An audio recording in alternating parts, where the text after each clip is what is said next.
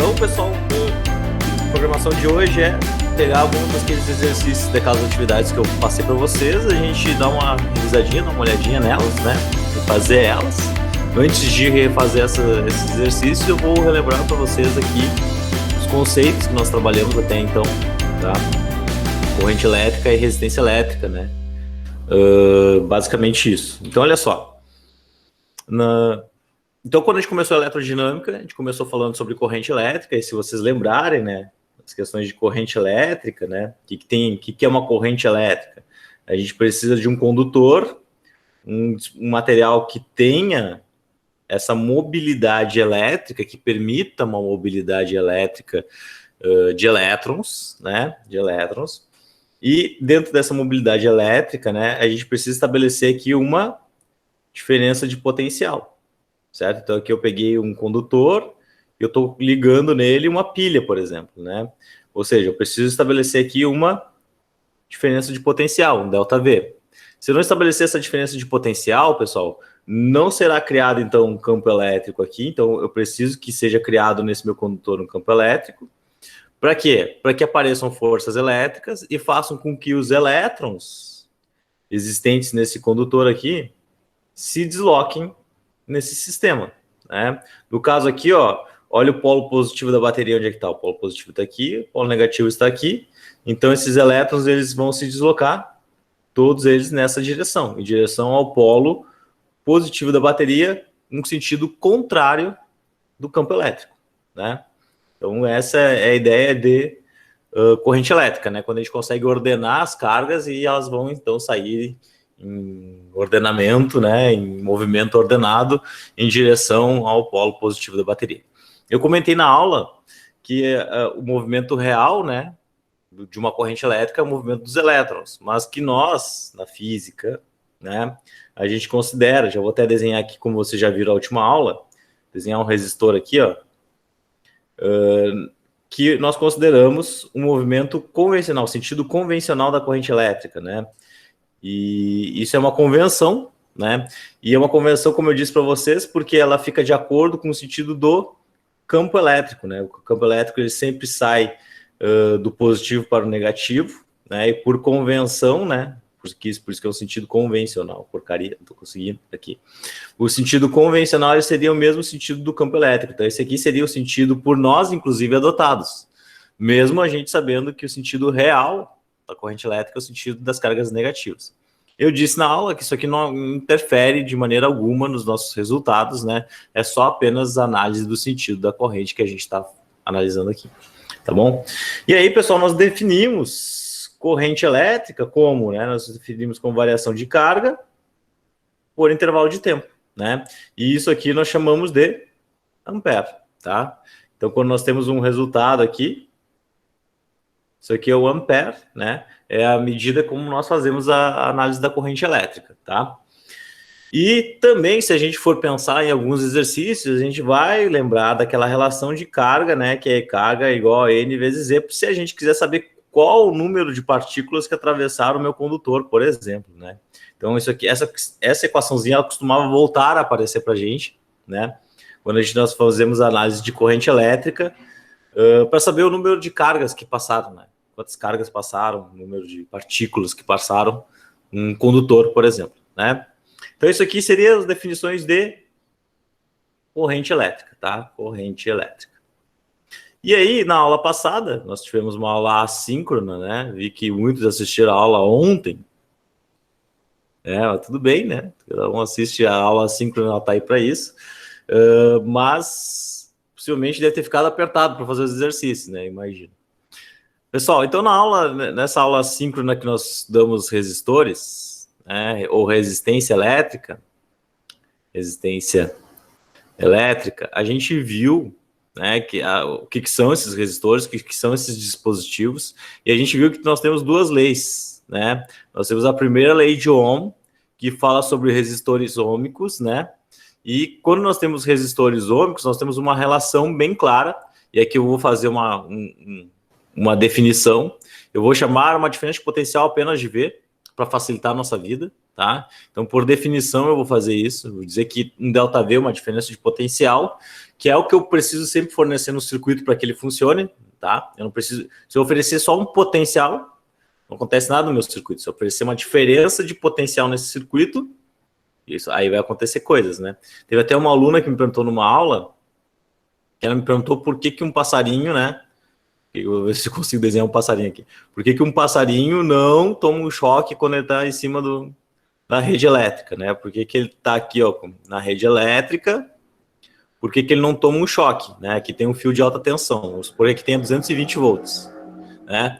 E a resposta para esse problema aqui, por que ele não toma um choque, é porque ele não está sobre uma diferença de potencial elétrico, ele está sobre um mesmo potencial elétrico. Então, aqui, ó, essa pata dele está em 220 volts e essa outra pata está em 220 volts. Qual é a diferença de potencial no passarinho? É zero. Então, nele não circula nenhuma corrente elétrica. Não circula uma corrente elétrica, o passarinho não morre, né? Porém, se ele botasse um pezinho nos 220 e um pezinho em algo que tivesse 0 volts, aqui, vamos ver se eu consigo desenhar a pata do passarinho assim, ó.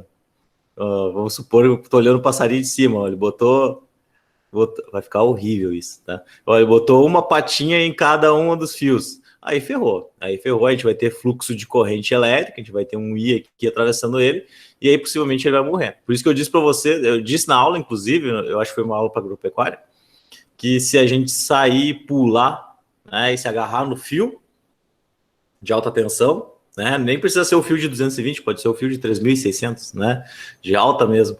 Se grudar lá, não vai acontecer nada, porque nós estaremos sobre o mesmo potencial elétrico e não terá diferença de potencial. Se não tem diferença de potencial, não tem movimento de cargas.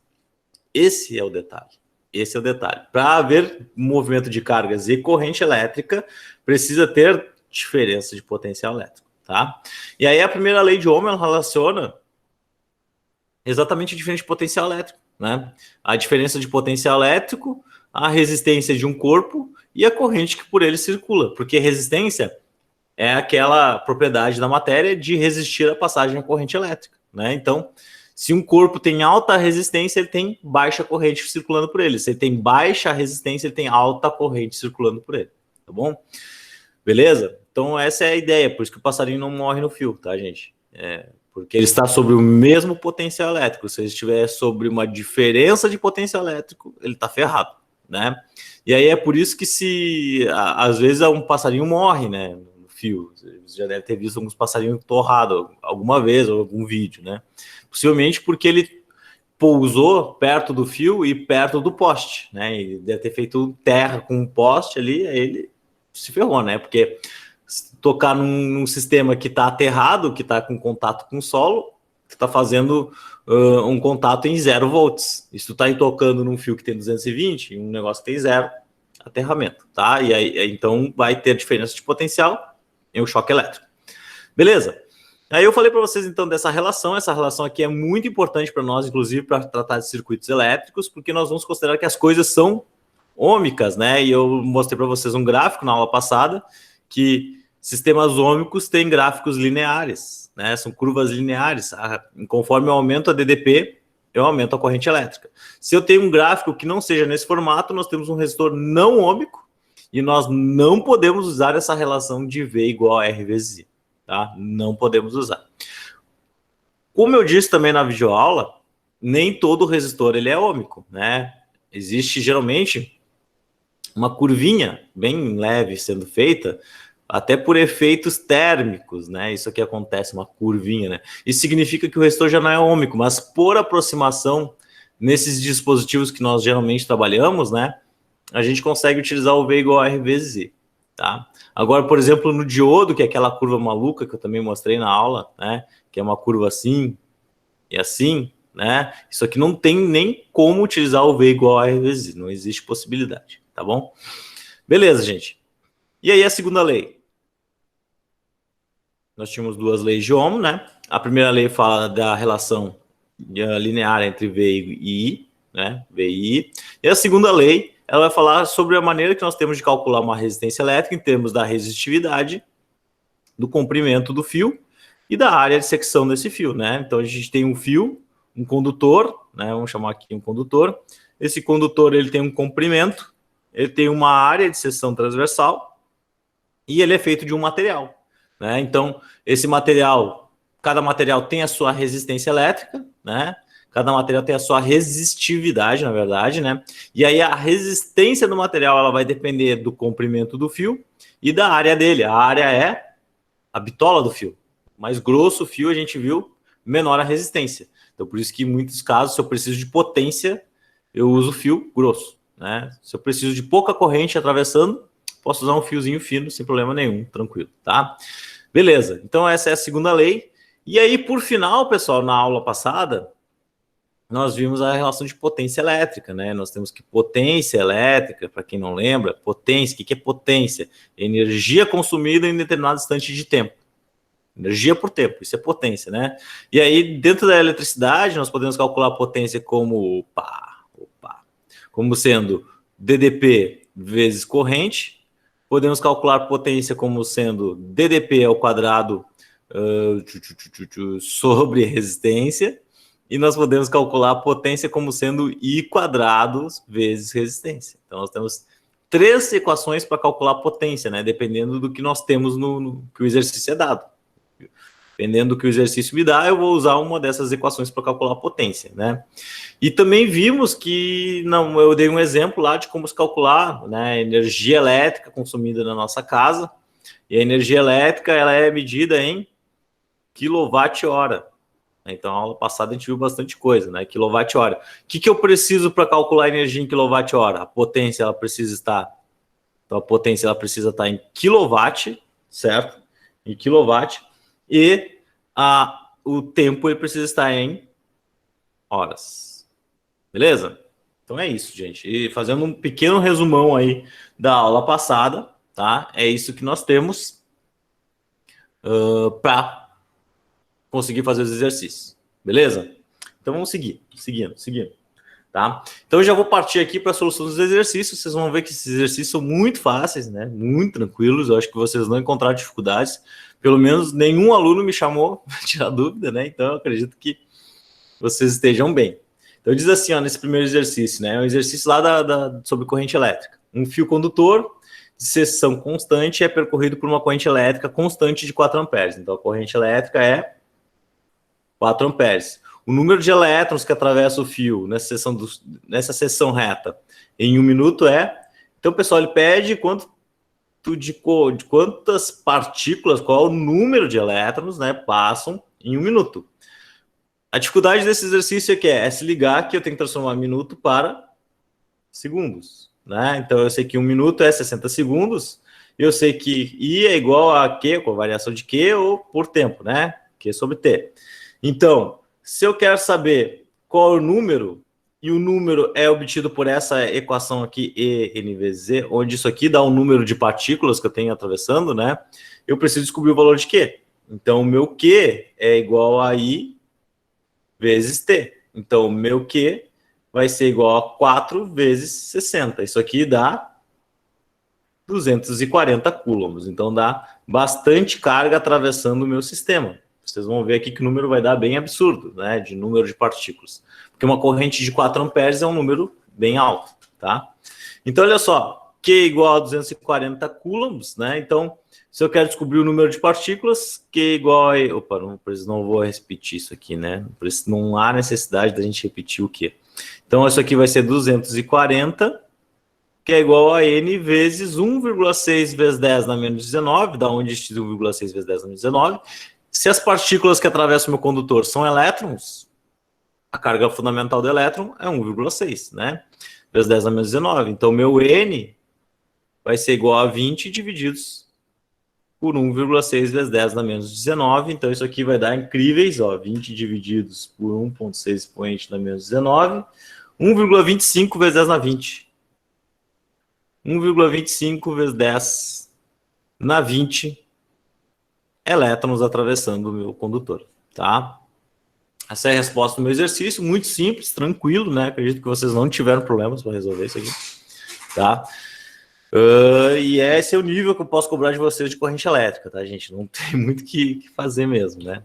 O máximo que eu posso fazer é complicar dessa maneira aqui, né? Com um exercício que use palavras, assim, ou alguns termos que que podem confundir, né? Por exemplo, aqui, ó, as baterias de íon e lítio equipam atualmente vários aparelhos eletrônicos, né? Portáteis como laptops, máquinas fotográficas, celulares, entre outros. As baterias desses aparelhos são capazes de fornecer 100 mAh.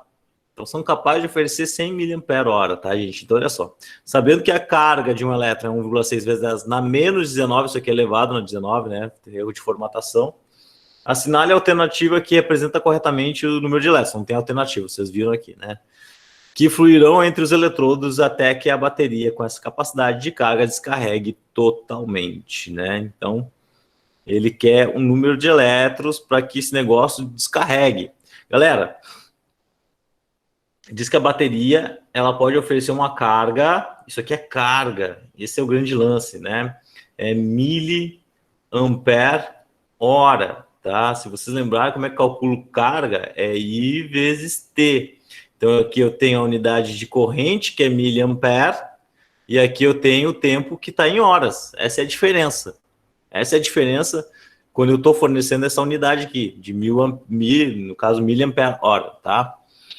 E vocês precisariam lembrar que o milli, quanto que é um milli? É um 10 na menos 3. Né? Então isso aqui tem que estar implícito, está implícito nesse meu problema, tá? Se vocês olharem as baterias de notebook, muitas vezes eles vêm com essa unidade aqui, né? Que é a quantidade de carga que ele pode fornecer para vocês no funcionamento do equipamento, tá? Então como é que eu resolvo esse problema, gente? Eu sei a quantidade de carga, né? Que ele vai oferecer, ele quer saber quanto tempo vai durar isso aí, quanto tempo, né? E aí, gente, isso aqui, como é que eu vou transformar, né? Eu sei que Q é igual a I vezes T e também que Q é igual a N vezes Z, certo? Os dois Q são iguais, então é como se eu pudesse fazer assim, ó, escrever dessa forma, I vezes T, que é igual a N vezes Z, tá? Por quê? Por que eu estou fazendo isso, né? Porque ele quer saber o número de elétrons que vão atravessar esse negócio. Então, ele quer saber o N. Mas eu sei que nós temos 1000 vezes 10 na menos 3 miliamperes. Então, eu tenho 1000 vezes 10 na menos 3 amperes. Hora, ou seja, em uma hora. E, gente, uma hora é 60 minutos, que é vezes 60, 60 vezes 60, 3.600 segundos. Então, se eu quero colocar a ordem na casa aqui, colocar tudo em unidades bonitas que eu conheço, eu preciso multiplicar esse minha corrente aqui, esses miliamperes, por 3.600 segundos. Que aí a minha carga que vai estar aqui, ela vai estar escrita em coulomb, daí, porque coulomb vai ser ampere vezes segundo. Se eu tenho ampere, miliampere hora, não é coulomb, tá? E aí eu preciso de coulomb para quê? Para que eu consiga calcular aqui o número de partículas, porque esse 1,6 vezes 10 na menos 19 está em coulombs, tá? Então essa era a maior dificuldade do exercício, vocês atinarem que tinham que fazer isso aí, tá? Então como é que fica? Fica ali, ó, 1000 expoente na menos 3 vezes 3.600, isso aqui dá Jesus Cristo, tá certo, 3.600. 3.600, né? 3.600 coulombs, isso aqui vai dar N vezes 1,6 vezes 10 a menos 19. Então, meu N vai ser 3.600 divididos por 1,6 vezes 10 na menos 19. Então, meu N vai ser 3.600 divididos por 1,6 expoente na menos 19. Isso aqui dá 2,25 vezes 10 na 22 partículas, né? Ele falou que é elétrons. Número de elétrons. Então, elétrons. Então, esse é o número de elétrons que atravessam, que são fornecidos para o meu equipamento, né? Que funciona com essa bateria de lítio aí, tá? Essa é a ideia. Essa é a ideia do exercício. Beleza? Basicamente isso, tá? A maior dificuldade estava na unidade, essa unidade de carga aqui que eu teria que me atinar para resolver. Seguindo, se ninguém falar nada, aí eu vou seguindo, tá, pessoal? Esse exercício aqui, ele já é um spoiler da semana que vem, tá? ele já é um spoiler da semana que vem, porque nós temos aqui um fio, né, um cabo que é composto por 7 fios de liga de cobre, tá? Que tem uma seção transversal de 10 milímetros quadrados, aqui também deu problema de formatação, tá?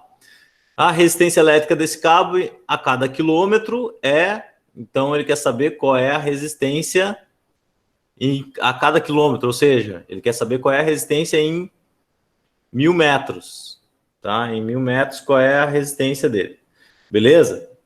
Então, essa aí é a ideia do meu exercício, tá? Resistência, ele quer saber qual é a resistência composta por esses 7 fios. O que a gente vai fazer? A gente vai calcular a resistência de um desses fios e aí depois eu vou dizer para vocês o que nós temos que fazer, tá? Então, primeiro, como é que eu calculo resistência em termos dos condutores, né? Então, isso aqui é R igual a ρ L sobre A, né? L sobre A. O L é o comprimento, é 1000 metros, é 1 quilômetro, né? A área desse fio é 10 milímetros quadrados. Aqui ferrou, né? Aqui nós teremos que transformar para metros quadrados, beleza?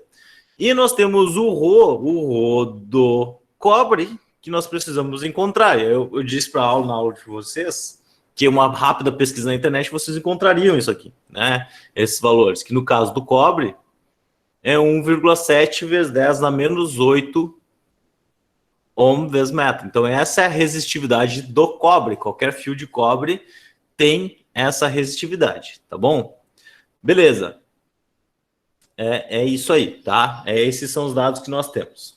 Beleza. Então, nós vamos calcular aqui. Primeira coisa, nós precisamos transformar esses milímetros quadrados para metros quadrados. Para quem não lembra como se transforma, pelo amor de Deus, isso aqui a gente faz desde o primeiro ano do ensino médio. Não podemos errar isso no terceiro ano. Né? Ó, aqui, vai cair no Enem, certo? Negócio parecido aqui. Isso aqui dá 10 milímetros, a vírgula está aqui, milímetro quadrado, eu tenho que trazer a vírgula lá para o metro. Traz a vírgula para o metro, olha lá como é que fica isso aqui. Fica desse jeito, isso aqui é 0,00001. 0,0001 metro quadrado. Ou seja, isso aqui é a mesma coisa que 1, 2, 3, 4, 5. 1 vezes 10 na menos 5 metro quadrado. Tá? Essa é a área do fio. Eu tenho que transformar para metro quadrado? Tem que, gente. Olha só, olha as outras coisas como é que estão. Nós estamos em metros aqui, aqui nós temos ohm vezes metro. Tem que estar em metro, tudo, tá? Então, qual é a resistência do fio? A resistência do fio, né, ela vai ser o 1,7 vezes 10 na menos 8, vezes o comprimento, que é 1000, divididos por 1 vezes 10 na menos 5. Então, qual é a minha resistência do fio? Isso aqui vai ser 1,7 expoente na menos 8 vezes 1000, divididos por 1 expoente na menos 5. Isso aqui vai dar 1,7. 1,7 ohms, tá? É isso aí. Com essa resistividade que eu estou obtendo, ele até fala aqui, ó, gente, uma liga de cobre, né? Enfim, como o exercício não estava passando para mim aqui qual é a resistividade dessa liga de cobre, eu peguei a resistividade do cobre, a gente nem sabe que liga é essa, né? Então, só alguns me perguntaram, inclusive, isso. Aí eu falei, pega a resistividade do cobre que tá tudo certo, tá? Então, qual a resistividade do cobre? Essa é a resposta que nós temos aqui, 1,7 ohms. Então, cada fiozinho desse vale 1,7 ohms. E aí já vem o spoiler da próxima aula, né? Porque, na verdade, nós temos 7 fios aqui. 7 fios colocados aqui no meu sistema.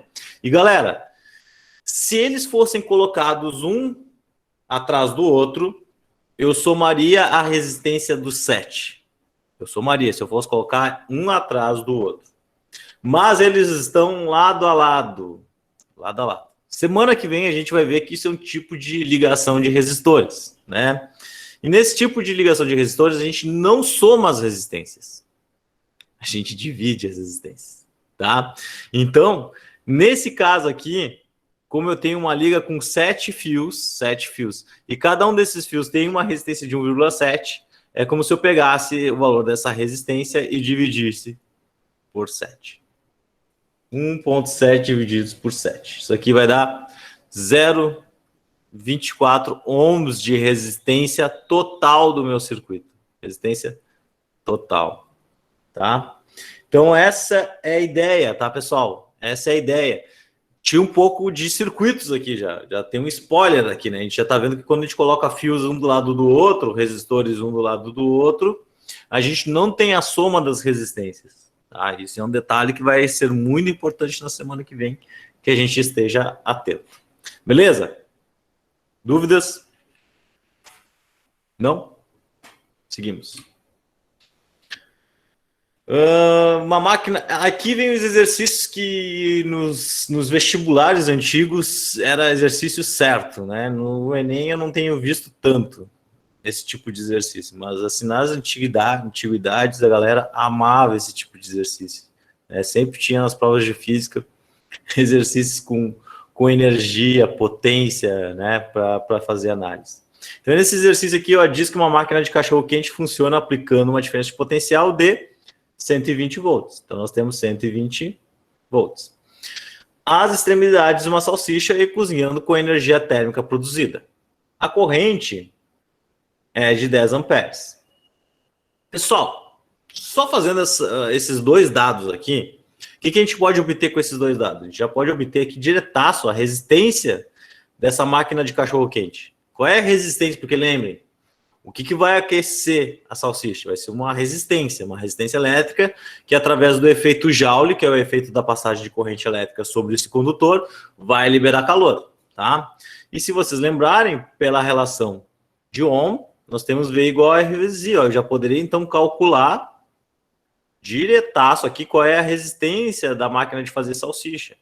É 120 sobre 10. Isso aqui dá incríveis 12 ohms, né? 12 ohms de resistência elétrica, que é esse símbolo aí. Quem viu a aula passada viu esse símbolo, né? Então sabe que isso aqui é 12 ohms.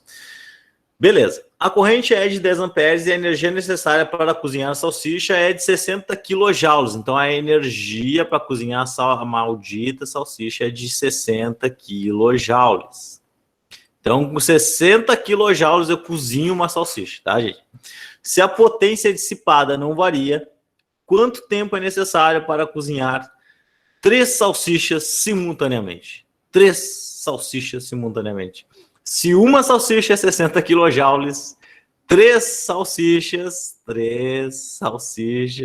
vai ser quanto, meus caros? Vai ser quanto? Vai ser incríveis 180 kJ, né? Então fica com esse número na cabeça, que são 3 salsichas. E aí ele pergunta, quanto tempo eu vou cozinhar essa salsicha? Meus queridos, eu preciso saber qual é a potência desse equipamento, né? Se eu souber qual é a potência dele, e eu sei que potência é energia sobre tempo, olha só que barbada. Eu descubro o tempo que é necessário para cozinhar a salsicha, né?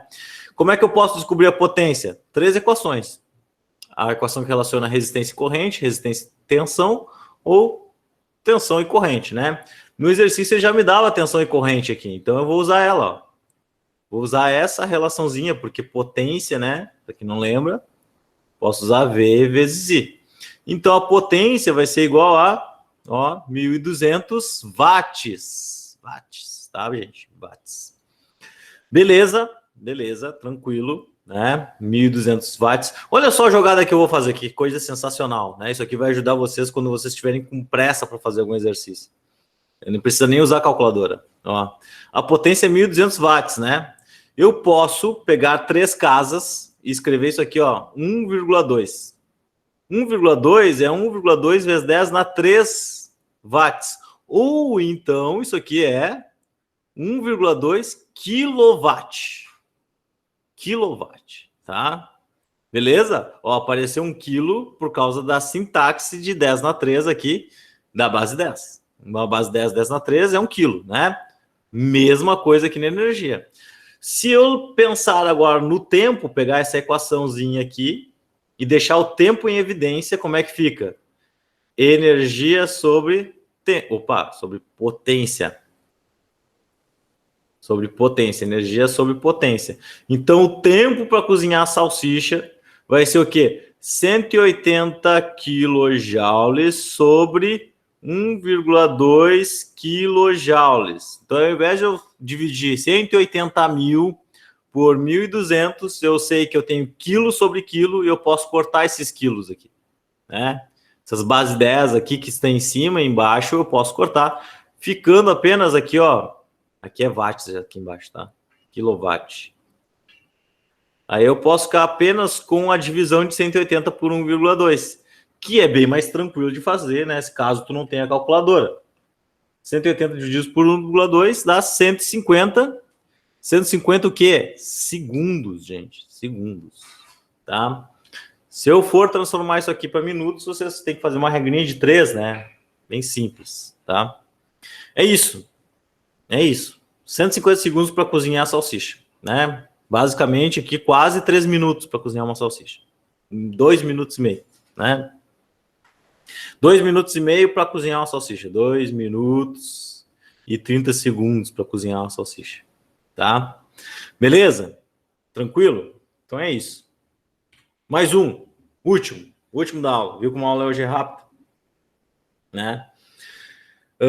Um aquecedor de ambiente de 1.250 watts. Olha só, essa aqui é a potência dele. 1.250. Opa! A cabeça já estava pensando além aqui.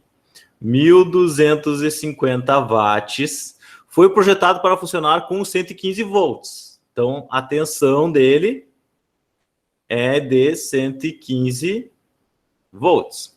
Qual é a corrente consumida pelo aparelho? Então, vamos lá. Na letra A, qual é a corrente? P igual a V vezes I. Se eu tenho 1.250 e ele é ligado a 115, qual a corrente dessa criança? Essa criança vai ter uma corrente de 1.250 sobre 115. Então, qual é a corrente dele? Faz aí, 1.250 divididos por 115. 10,86, né? Ou arredondando, 10,87 amperes, né? Então, essa é a corrente que circula no aquecedor. Tá condizente, porque aquecedor é corrente alta, é consumo alto de energia, tá? Até a gente vai fazer a conta aqui, quantos quilowatts a gente vai consumir no mês, né? Qual a resistência do elemento do aquecimento? Gente, qual é a resistência? Letra B, qual a resistência? V igual a R vezes I. Ó, a matemática agora está muito fácil, hein? 115, a resistência tem que ser baixinha, porque tem corrente alta, então a resistência tem que ser baixa. 10,87. Então, qual é a minha resistência? 115 divididos por 10,87, então isso aqui é 115 divididos por 10,87 é 10,5. 10,6, arredondando aqui, ó, 10,6 ohms, tá? Então, 10,6 ohms é a minha resistência do aquecedor. Uma resistência baixa. Isso aqui é uma resistência muito baixa, tá, gente? Então, pensem, né? 10,6 é uma resistência baixa, mas 10,87 é uma corrente alta, tá? Para vocês terem uma ideia de como funcionam os números da eletricidade, tá? Na letra C, ele quer saber qual é a energia térmica produzida pelo aparelho em 1 hora. Em 1 hora ele quer saber a energia térmica. Pessoal, olha só. Energia eu posso obter na equação de potência. Então, eu tenho 1.250 watts. A energia é o que eu quero descobrir. Se isso aqui está em watts, o tempo precisa estar em segundos. Então, 1 hora são 60 minutos, que são 3.600 segundos. 3.600 segundos. Então, a energia que eu preciso é 1.250 vezes 3.600 segundos. Então, a energia consumida, né, a energia térmica consumida por esse negócio, 1.250 vezes 3.600. Isso aqui dá um valor incrível de 4,5 megajoules. Caramba, hein? Energia pra caramba. É bastante. Estou apavorado agora, tô com medo da conta de luz. Acho que a conta de luz vai vir estourada, hein? Vamos lá. Se 1 kW, aí vamos para a letra D, tá? Então a gente calculou a energia que ele consome em 1 hora, tá? E o negócio vai funcionar 2 horas diárias. Estamos ferrados. Nós vamos pagar uma conta de luz alta, tô vendo, tá? Então olha só, 1 kW, 1 kWh custa 40 centavos, beleza? O que eu preciso? Eu preciso calcular a energia. Só que eu preciso calcular a energia em kWh, tá? Então eu preciso que a potência esteja em kW e eu preciso que o tempo esteja em horas, beleza? Tranquilo? Então olha só, a energia consumida por ele, a potência em kW fica como aqui, ó, 1,25 kW. Por que tu descobriu que é 1,25, professor? Ó, a vírgula tá aqui, né? Se eu andar 3 casas, eu vou para 1,25. Se eu andei 3 casas para a esquerda, isso aqui é 10 na 3. 10 na 3 é 1 quilo, tá? 1 quilo. Então aqui, ó, a minha potência em kW é 1,25. Beleza? Tá aqui, colocado. Tá? O tempo, ele diz que ele pede em 2 horas diárias de funcionamento. 2 horas diárias de funcionamento, ele quer saber quanto de energia eu vou consumir. Então aqui eu vou botar em horas, 2 horas, então eu não preciso nem transformar. Então a minha energia vai ser 1,25 vezes 2, isso aqui dá 2,5 kWh por dia. Por dia, 2 horas de funcionamento, eu vou gastar 2,5 kWh. Ou seja, em um dia eu gasto 80 centavos de consumo de energia para funcionar esse negócio. Mas ele está pedindo em 30 dias de uso, um mês, porque a conta de luz vem todo mês, né? Então o que eu vou fazer? Muito simples, multiplica por 30, né? Então qual é a energia consumida em 30 dias? A energia consumida vai ser 2,5 vezes 30, 75 kW. Até que não deu tanto, hein? Não, deu bastante. Possivelmente uma casa aí com 2 pessoas morando gasta 225 kW por mês, tá? Quilowatt-hora por mês. Mais ou menos, né? Dá para dar uma olhadinha na conta de luz de vocês aí. Gente, se eu 75 kWh, ele quer saber quantos pila eu vou gastar nesse negócio, né? Ó, é só fazer uma regrinha de 3. 1 kW é 40 centavos, 75 kWh, né? Quilowatt-hora vai ser X. Então, quanto de X eu vou gastar aqui, gente? 75 vezes 0,4, 30 pila. Né? Então, eu vou gastar R$30 por mês para funcionar 2 horas por dia um aquecedor, tá? Para vocês terem uma ideia, esse aquecedor aqui ele tem 1.250 watts. Um chuveiro tem entre 5.000 e 6.000 watts, tá? Um chuveiro bom, 6.000 watts. Tem chuveiros que chegam a 8.000 watts, é um absurdo. Imaginem o gasto de vocês no banho de vocês, se vocês ficam meia hora, 40 minutos, 50 minutos no banho. Como que vem a conta de luz? Esse valor aqui de 40 centavos é um valor bem próximo da realidade, tá? Hoje em dia eu acredito que esteja até 50 centavos, 50 e poucos centavos, né? Tem que olhar na conta de luz, tá? Então esses valores aqui são bem reais, só para vocês terem uma ideia que um equipamento não tão potente como um chuveiro, né? Ele gasta 30 pila por mês, funcionando 2 horas por dia. Imagina um chuveiro que tem 5.000, 6.000 watts, tá?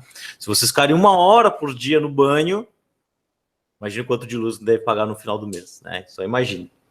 Tranquilo? Beleza? É isso. A aula de hoje é isso, tá? Só para vocês terem uma ideia como resolve esses exercícios. Não sei se vocês têm dúvidas. Se vocês tiverem dúvidas, melhor ainda. Tá, entrou no bonequinho aqui. Semana que vem é aula. Tá, isso aqui eu já tinha respondido. A semana que vem é gravada, tá, gente? Lembrando. É isso, pessoal, tá? Se ninguém tem dúvida, é só deixar o nomezinho aí no chat para eu saber que vocês estão acordados e não voltaram a dormir, né? E aí, para mim, tá tudo certo, tá? Podemos passar para a próxima etapa, a próxima aula. Tamo junto.